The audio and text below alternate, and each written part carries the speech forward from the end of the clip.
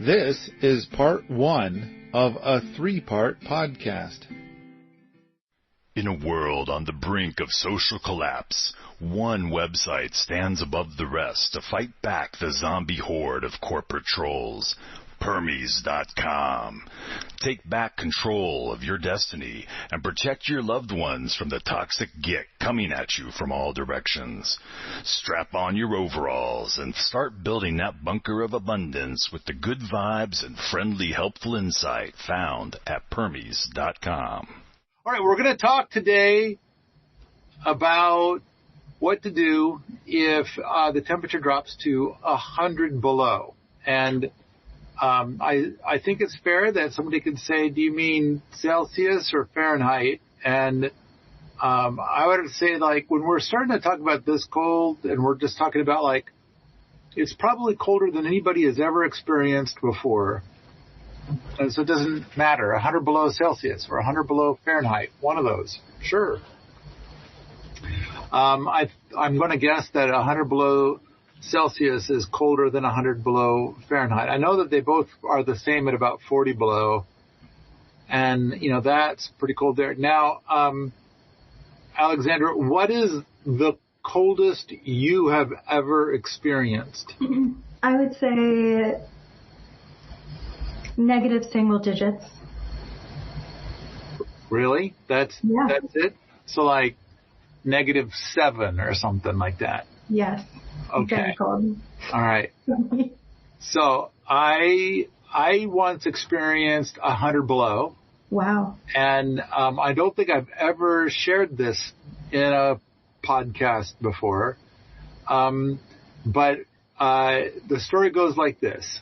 I was in Missoula and working late, and I was the last person in the office. And I was working as a software engineer at that time, and everybody had said that the temperature had dropped a lot outside. Boy, it sure is cold.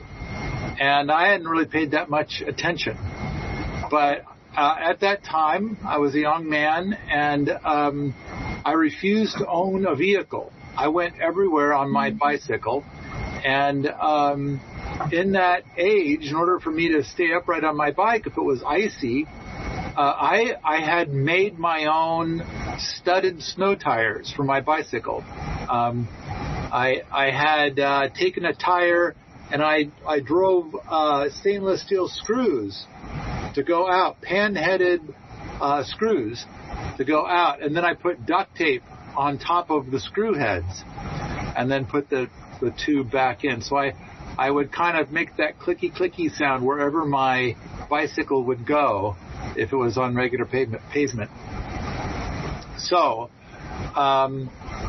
late at night, I got on my bicycle and I bundled up, and I went outside, and wow, it sure is brisk. And the wind was blowing, and I was my way home, which I just looked it up yesterday. It turned out to be this route that I took was 1.6 miles. So it's not very far. And I got on my bike, but I'm going against the wind. So I'm standing on the pedals to get home. And I remember I've got a scarf over my face, and it's building up ice outside of the scarf. And but I got home, and it's like, wow, that was a really, really cold ride, especially against the wind. And boy, the wind sure is howling. So the next morning, I read in the newspaper that it got to 30 below, and it was 100 below with wind chill. And that it was so cold that the police were looking for anybody on the street, and they were picking them up and taking them home, and they were not allowing people to be out. Everybody was required to be at home because it was so cold. And yet I was out riding my bicycle. They didn't find me. I slipped past them. So, I felt like I was comfortable enough because, I don't know, I was pedaling and stuff. So, I don't know, I felt fine, but I was very bundled up.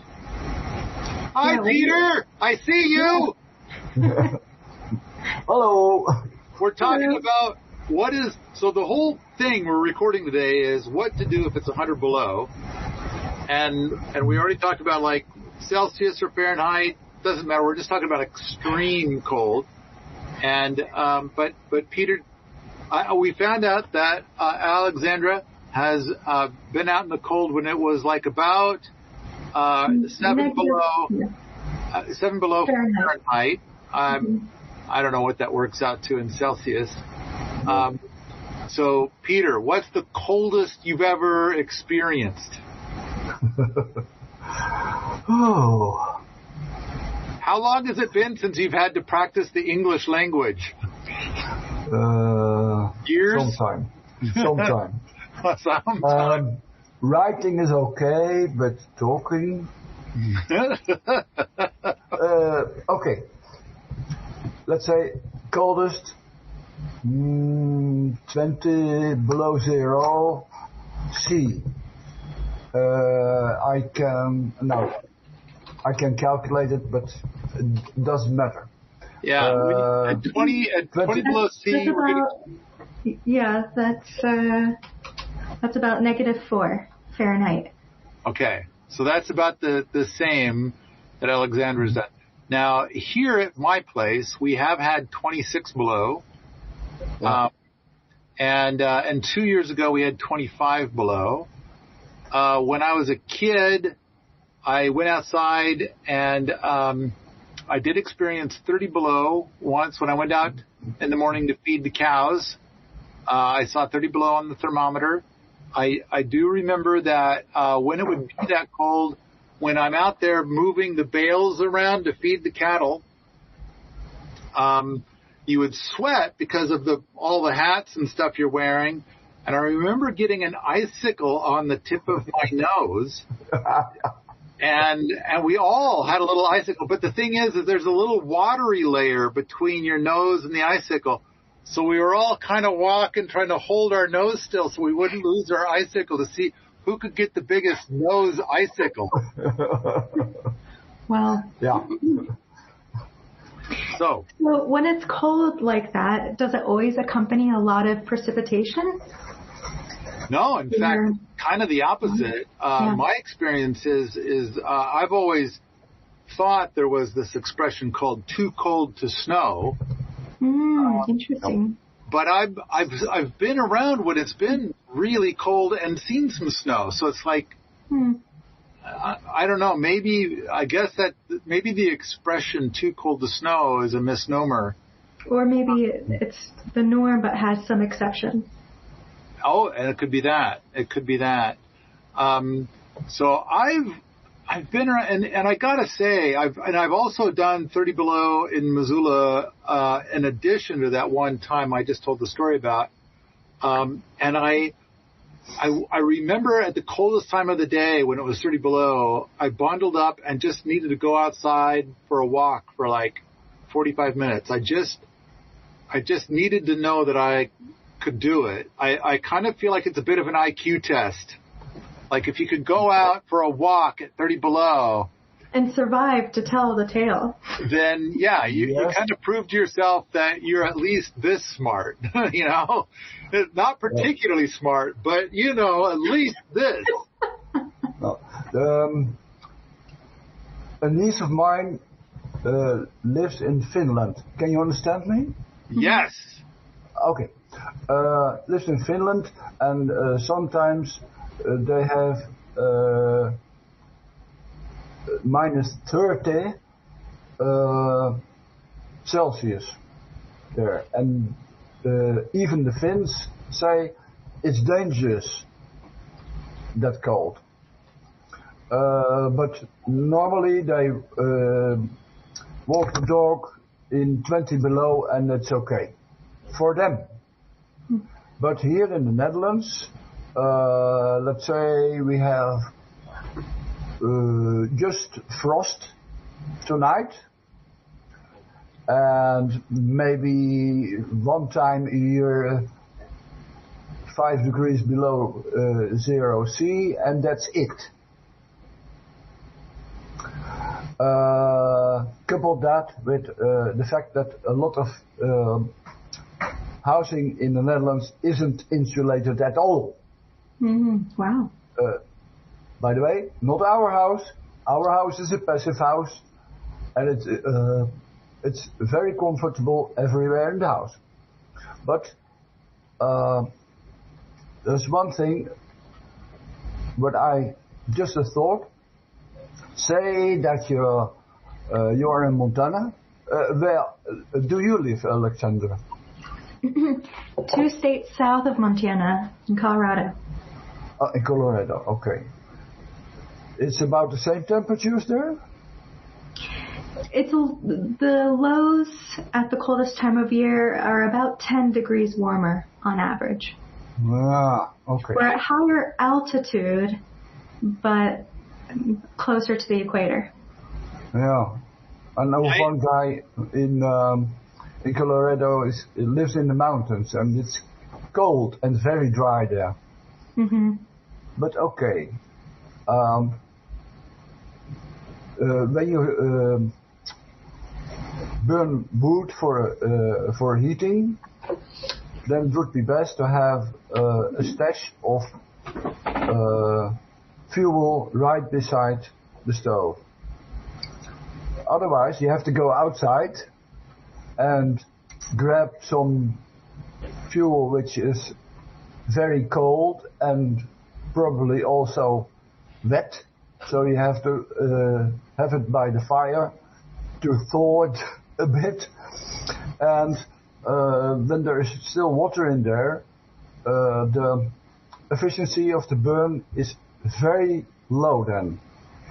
Say above 20% of the fuel is water, then about half the efficiency is wasted. Just like that. So better to have a stash of fuel besides the heater. So when the time comes that you can't go outside, then you have your fuel, which is very efficient to burn, by the way. So I want to do a little bit of introductions here kind of quickly. I do want to say that the topic today is about how to stay warm if we encounter 100 below. And I think it's worth contemplating and talking about now. I'm not sure if it'll ever happen. And then it's kind of like we could even argue about like the thing that I experienced decades ago when I was young, and it was 100 below, but that's with the wind chill factor, and it was actually 30 below. And it's like we could talk about that versus a legit 100 below kind of a thing.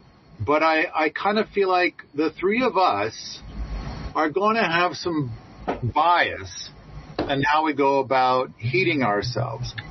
And at the same time, I'm excited to have the three of us here because I kind of feel like I want to tell Peter about some of his experiments that he did here that are working really well and talk about those. And I also want to explore space where Peter and I might get into a bickering match about something. Because I feel as usual. Yeah. And I kind of somebody recorded you and I doing this once, and they were so angry at me because they felt that I was abusing you. And I thought abusing Peter? What you think Peter can't take care of himself from a guy like me? And it's like I'm not easily abused. There you go. There you go. I'm Dutch. So it might also be because it was you and I in person. You were here, and maybe they felt like I was bullying you just because I'm so giant. And it's like that's I don't know, but I feel like each time we get into these exchanges, it's good. It's a good thing. I feel like I learned things. I feel like at the time somebody was videoing it, and I felt like there was information that needed to get into the camera.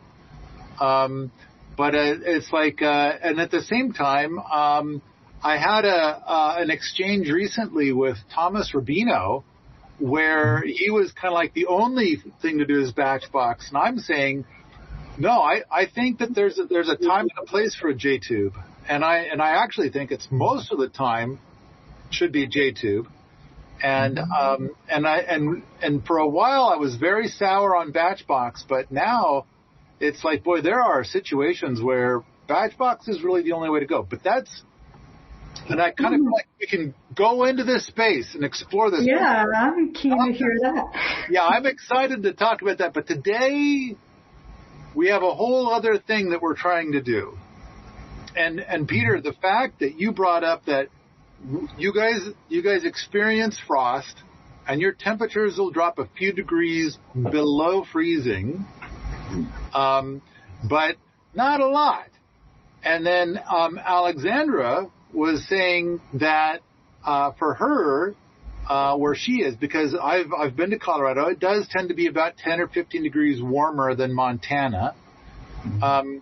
And so while she gets it to be substantially below freezing, it won't be nearly as cold as what we do here. Like, I think the coldest that Alexandra has ever experienced is 22 degrees warmer than the coldest we've experienced here in Montana, roughly, give or take.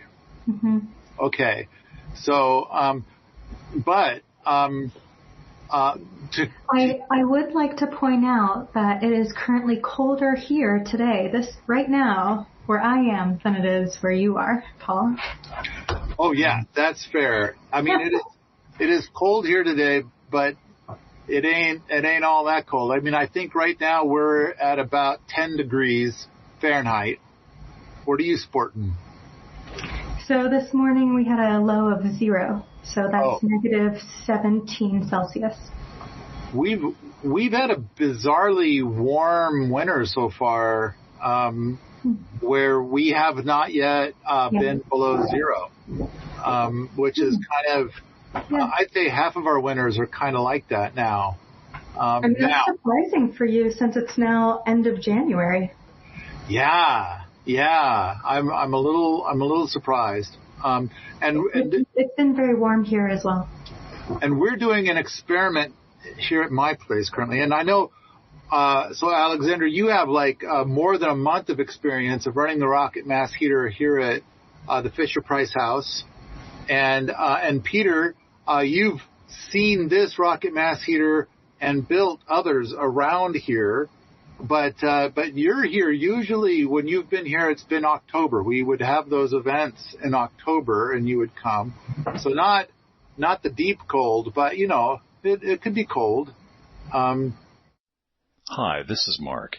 There are a lot of reasons to get angry these days, but I prefer to focus on the positive things that we each can do to make this world a better place. The book, Building a Better World in Your Backyard, Instead of Being Angry at Bad Guys, is a great resource for just that. Instead of throwing my arms up in frustration at governments or big corporations, there's a list of ideas that we each can tackle to affect change. Information about this book and other resources can be found at Permies.com. So we're doing an experiment this year to see if we could heat this building all winter long with nothing but cardboard and papery garbage and woody garbages. And we kind of got some definitions of what that means, like, you know, using wood scraps from the wood shop, using prunings, using sticks found on the ground within 100 feet of the front door, stuff like that. And it's going to be, I just remember a story from 2009. There was a guy who heated his home all winter with nothing but junk mail. And the key is that with a rocket mass heater, your fuel needs are so small that that this becomes possible. And I I know that Andreas, who's managing our whole event today and set it all up and is excited about this event and this topic, he sent me an email or a message this morning from somebody that's a permaculture person who was saying something like, well, I've got an 80% efficient wood stove. How is a rocket mass heater? Brr, brr, brr. And it's like, and I know that Peter and I were both recorded talking about this, that must have been 8 years ago, 9 years ago, something like that. Yeah, something like this, yes. Yeah. And it's kind of like, and to put it into a nutshell, it's like, first of all, just because there's a label saying that it's 80% efficient doesn't mean it actually is. In fact, I know that by law, they're allowed to add 16 points to that. But Peter, you measure those, and you measure rocket mass heaters with a testometer a lot. And I think I remember you saying that when you measure those, like you measure the conventional wood stoves, they frequently come in way under what they say that they are. And rocket mass heaters average 93%. But maybe your numbers are better now with your new creations. I'm not sure. The latest one is doing a bit more, but not much. Okay. There's a ceiling. You can't go further than that because otherwise the chimney wouldn't heat up. So I think the big thing is that an 80% efficient wood stove was actually doing something like, 65% in a lab, under lab conditions, under optimal conditions with perfectly dry wood. So I would guess that a homeowner is going to get something like maybe 45% efficiency, maybe 40% efficiency out of that. And then they're sending half the heat out the roof. And so then the next thing is, and this is probably the most important thing, they try to do what's called a cold burn, which is where they try to put a giant juicy log on the fire at night and turn the air intake way down in the hopes that it'll burn all night long. But now you're running your 80% efficient wood stove at 3% efficiency, which creates all that smoke and creosote that gives wood burning a bad name. Peter, have I exaggerated anything at any point? You are the math guy. Well, it depends on what you see as the efficiency. A normal wood stove, cast iron or whatever, can reach decent efficiencies, but normally they don't. Thomas Rubino said something about that, that his latest heater in the cabin, he had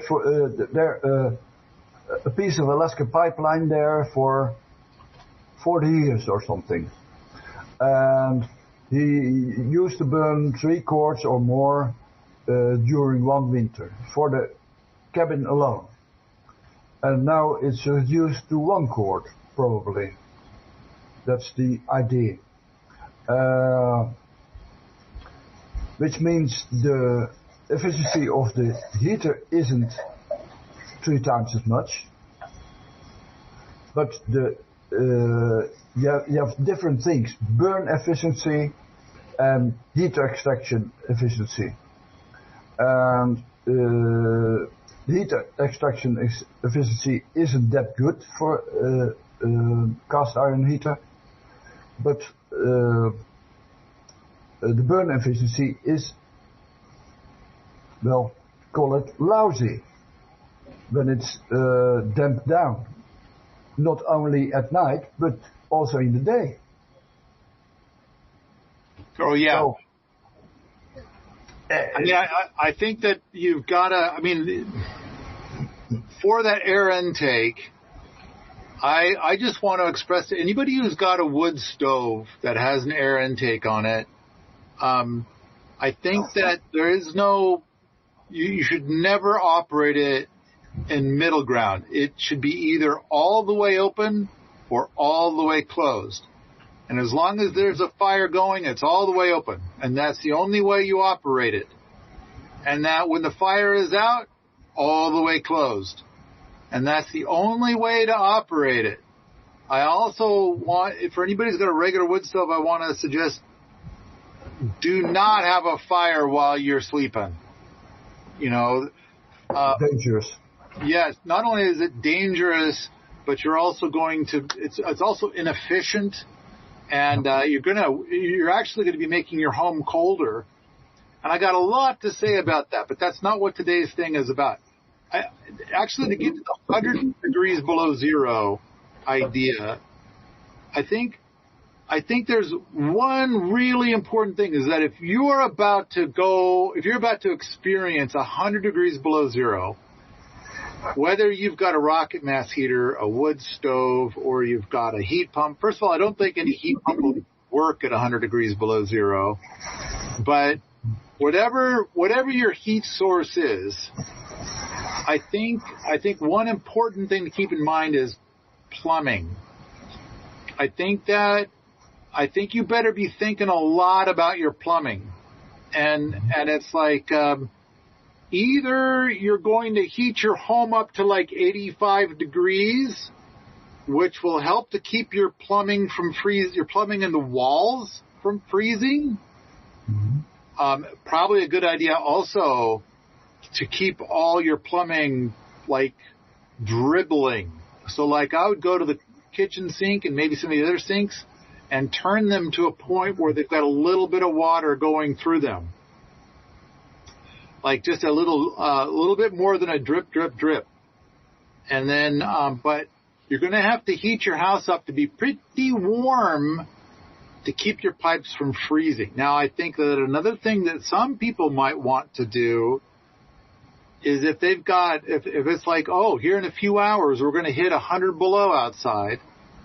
I think that a thing that they might want to consider doing is to, drain all the plumbing, because your plumbing in your house probably isn't going to cope.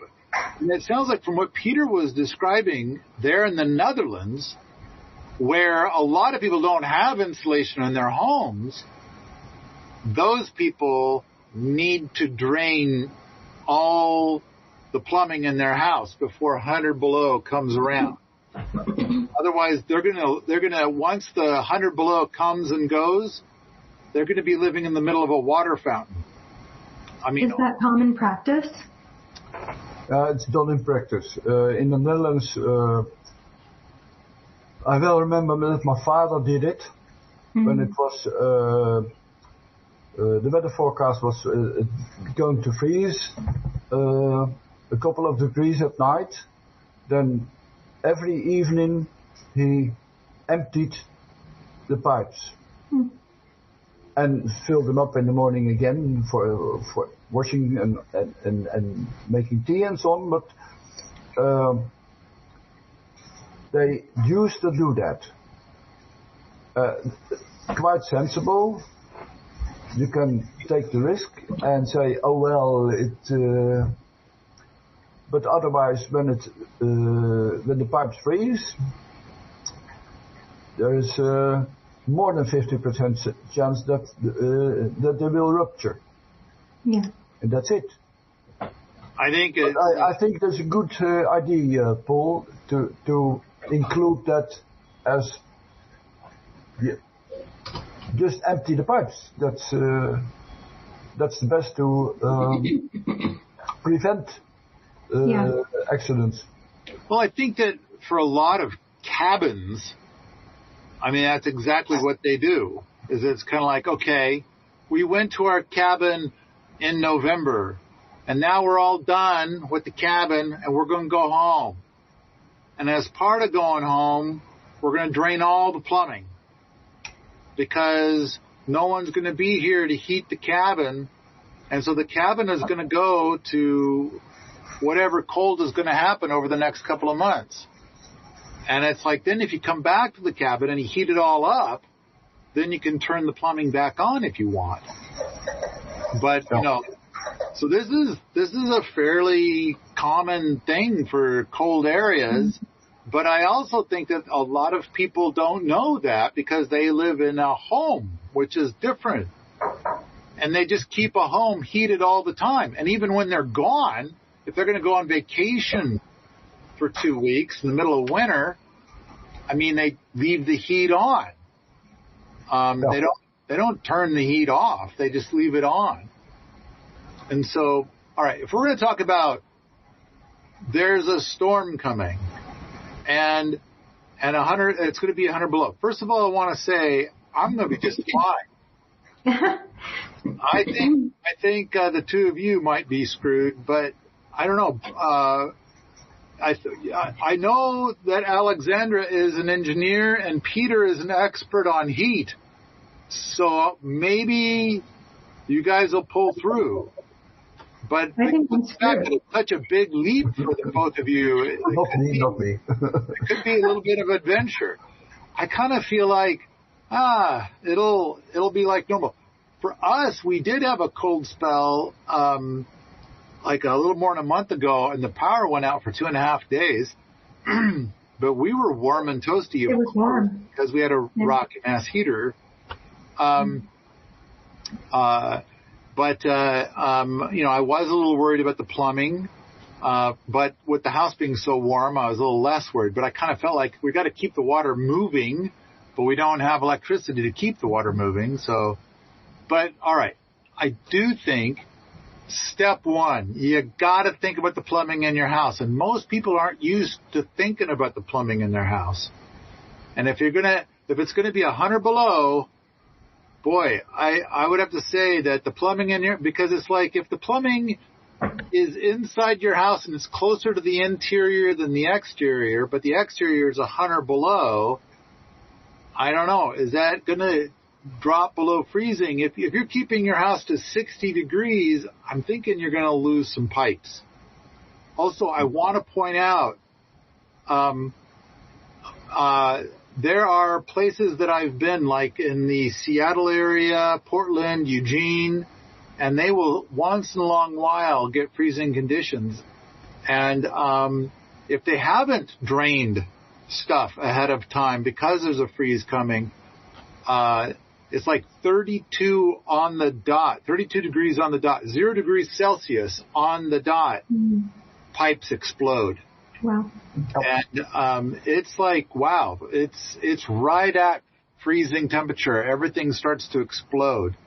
So it's like you start getting close to freezing, it's time to be cautious and be thinking about what you're going to do about that and how you're going to mitigate that. So, all right. Freezing pipes would be one thing. The next thing is... Before we move on, I would love to establish some degree of rule of thumb. So, maybe if you have a historic problem of sensitive pipes, maybe you want to drain it as you're approaching 32. But, Paul or Peter, from your insulated, lived-in homes, at what point, at what temperature would you go to drain your pipes? Oh, I would have to say I'd be thinking about draining the pipes here. If I'm going to be here, like let's say I'm going to be in the house and have power, and it's going to be 100 below outside, I think I'm going to do tricks rather than drain the pipes. Yeah. But I know about the tricks. I mean, they're not that hard. Keeping the water flowing, dripping. Keep the water flowing would be one of the tricks. Okay, so even at very extreme temperatures, you still wouldn't drain your pipes. When the temperature here was 25 below a couple of winters ago, one of the things that we did is we raised the temperature inside the house to above 75, and we held it above 75. And for each of the sinks, we would open up the cupboards under the sink to let warm air in around the plumbing that's in there, which doesn't really get to a lot of the plumbing, but it does get to some of the plumbing. And we made sure to be using a lot of water those days just to make sure that the water kept moving through the pipes. Yeah. And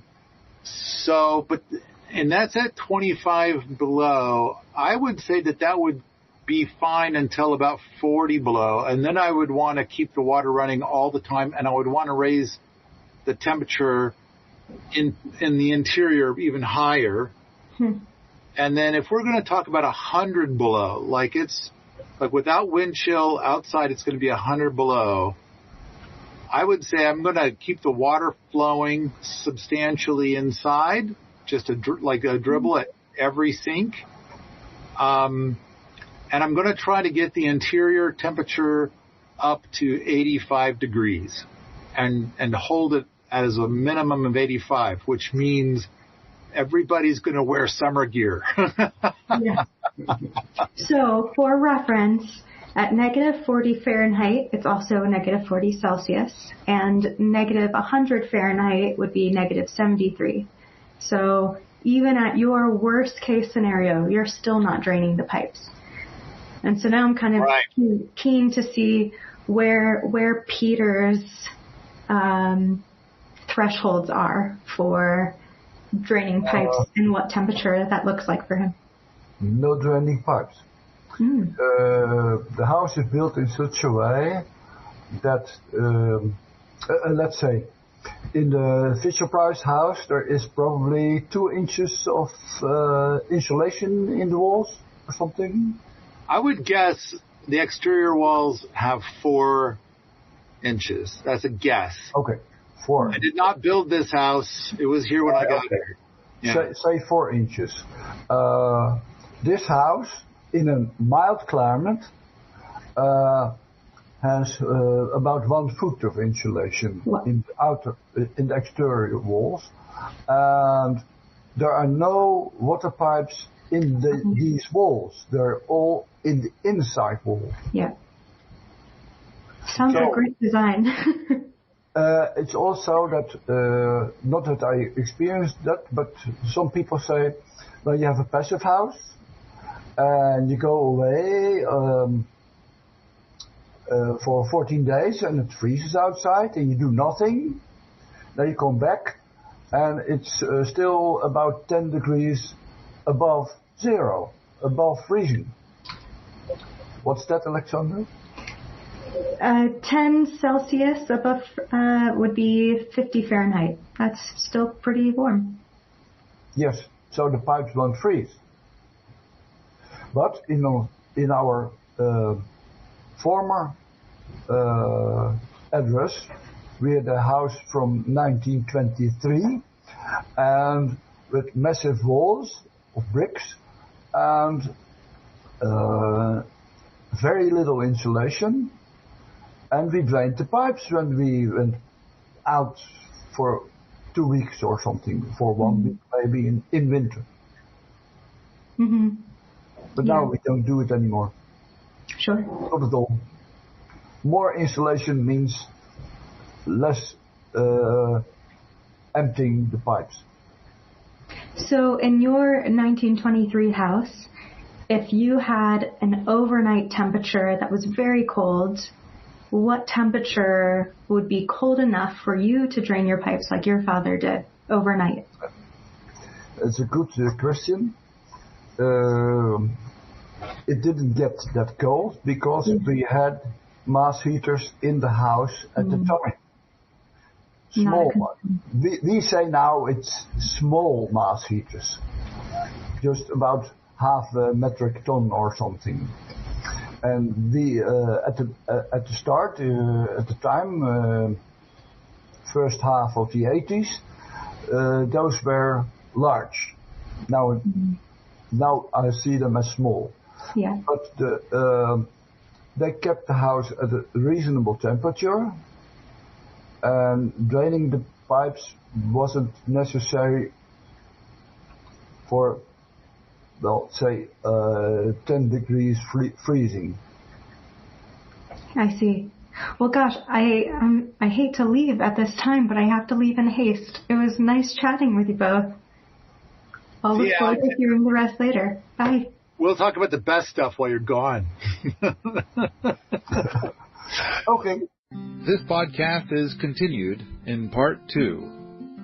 Hey, this is T. Blankenship. Have you seen the new video of Wheaton Labs? It is permaculture awesomeness with all new and improved things like more rocket mass heaters, easy bake coffin, Willy Wonka, rocket cooktop 2.0, and the truly passive greenhouse. To see more, go to permies.com/tour. Again, that is permies.com/tour.